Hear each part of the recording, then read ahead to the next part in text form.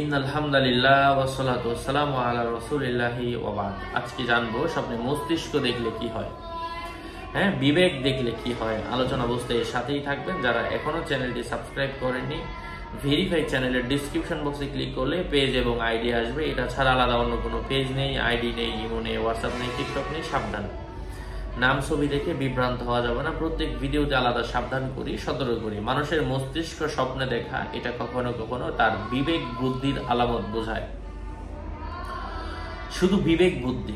যদি মস্তিষ্ক খুব বড় দেখে, এটা স্বপ্নদ্রষ্টার অধিক জ্ঞান এবং বুদ্ধি লাভের আলামত বুঝতে হবে। যদি দেখে তার কোনো মস্তিষ্ক নেই, তাহলে এটা তার মূর্খতা এবং কম বুদ্ধির কথা জানায়।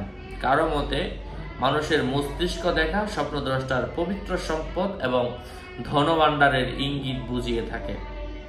স্বপ্নদ্রষ্টা নিজ মস্তিষ্ক খেতে দেখলে অথবা কোনো হাড়ের মজ্জা খেতে দেখলে সে তার হালালভাবে অর্জিত সম্পদ খাবে।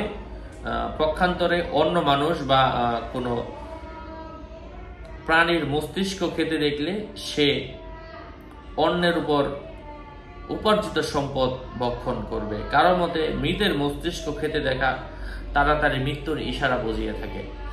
আশা করছি বুঝতে পেরেছেন। আরো আপডেট পেতে সাথেই থাকবেন।